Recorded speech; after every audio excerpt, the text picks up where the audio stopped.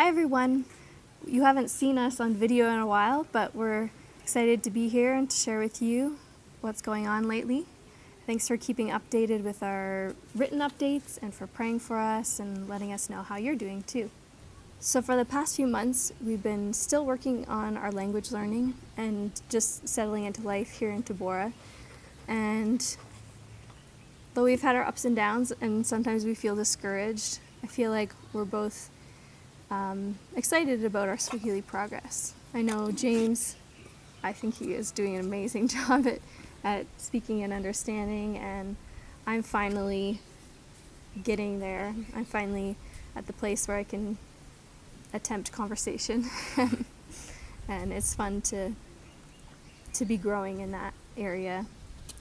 And so we're excited that possibly, Lord willing, in the summer we can start our Bible translation project here in Tabora. In a few days, we're heading back to Morogoro for a week for our branch meeting, and which are held twice a year. And one of our hopes for that, for us, is to discuss how we're going to move forward with our project this year, and how we can get help from people who are more experienced with it, and what our next steps are. So like Jenica said, we're hoping to move forward by this summer, figuring out where we want to start it, like which village or even here in Tabora itself, finding churches who want to partner with us here and kind of be on a translation team, and have native speakers of the Nyamwezi language recommended to us, so that we can begin the hiring process for hiring translators. Yeah. And then getting them trained, all that we hope to get underway this year. One of the ways that we've been, the way that we've been getting around town here in Tabora is our little piki, which, as most of you know, means motorcycle in Swahili, because everybody has, many people have these pikis, and they're so small that they're called pikis and not rombas or something. And ours is just as small. It's a little 125cc Honda, and we love it. It's absolutely great for getting around town here. Yeah. And the fuel mileage is unbelievable, and maintenance is really low.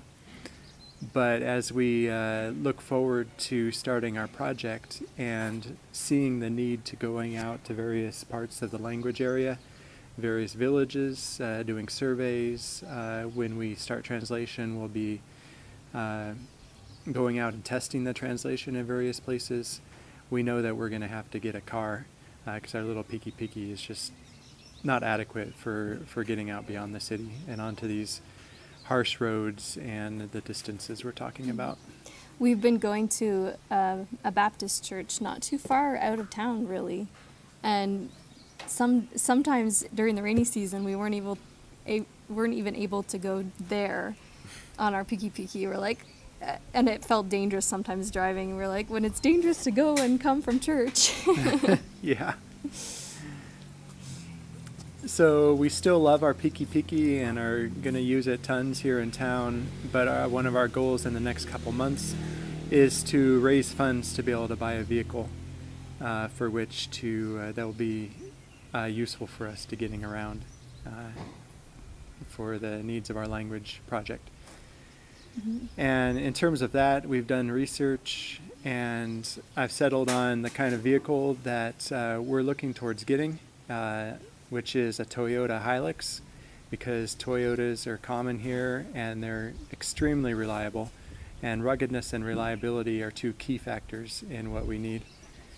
The Hiluxes, you can get parts here in Tabora, and so we'd be confident that we wouldn't get stranded out in the middle of nowhere with no recourses.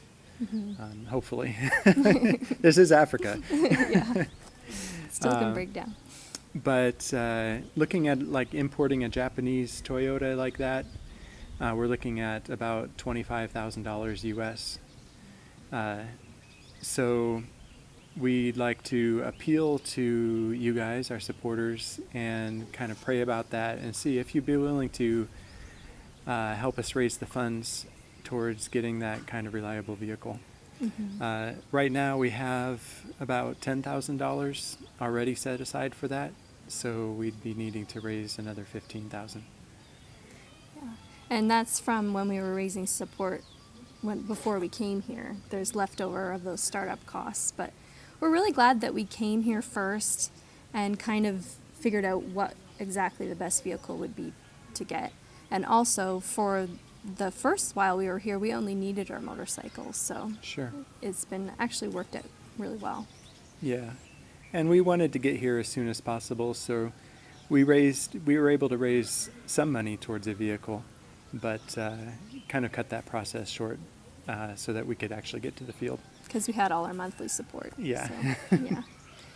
And when we realized that many of you that this video is reaching already give to us, and we just want to say we're so grateful for that, and we know that it's a sacrifice already, and we know that there's so many things you can be giving to. So thank you for giving already, and thank you if you wish to give more, or if you want to share it with someone who might want to give. Thank you so much. We're so grateful. Yeah, God bless you for that.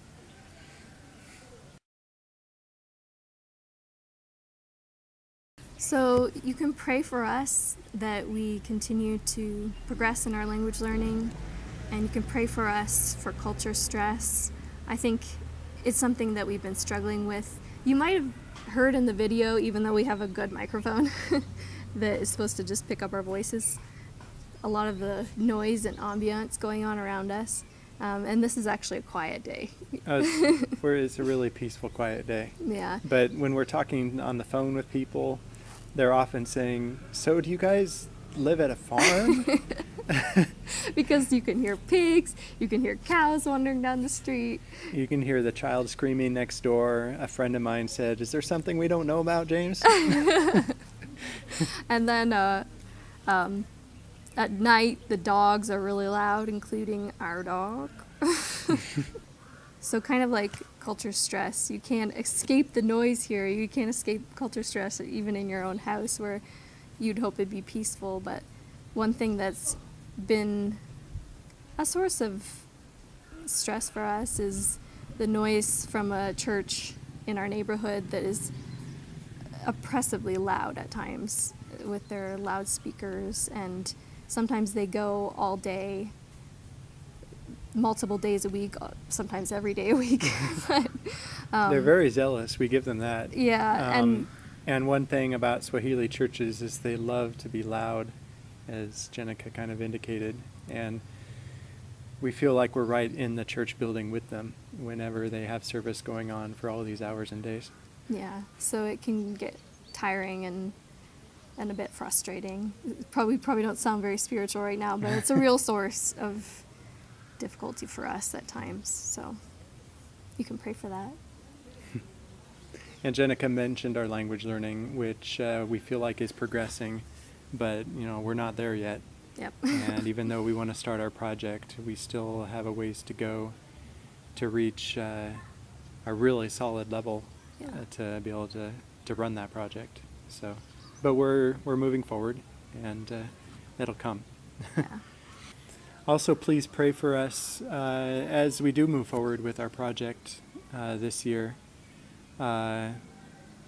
Starting with this meeting that we're having in Morogoro, maybe please pray for wisdom for us and our teammates, that we would be able to brainstorm good steps towards moving forward. That we'd have wisdom and courage, and God would just plain open doors for us, because we need His help more than anything. Being here is a humbling experience. Thank you for praying faithfully for us, and let us know if you have prayer requests you would like to pray for you too. We always appreciate hearing from you and being encouraged by you and sharing in your lives as well. Mm-hmm. All right, thank you for watching our video, and God bless you. Bye. Bye. So one of the things that we want to talk about in our next video is our garden. I just wanted to give you a little preview. We've got some seeds from America that were sent to us that I'm super excited about. Cherry tomatoes, red bell peppers, all sorts of different kinds of umrihani. What is that in English? Basil. Yeah, so anyway.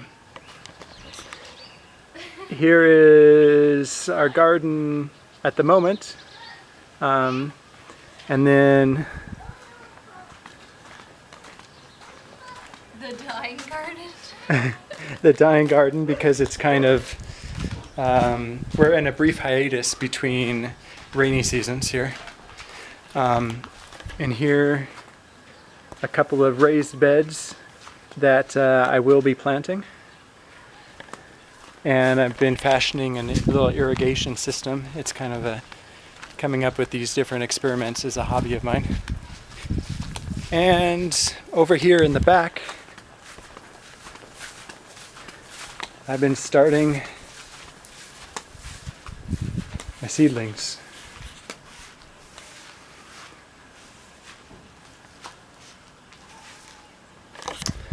So anyway, just a preview. We'll get back to that after these have grown a little more and explain in more detail. Hello there, lizard. Don't you include a lizard in the footage? I'm gonna edit it. Don't Giving do me that. nightmares. Tippy.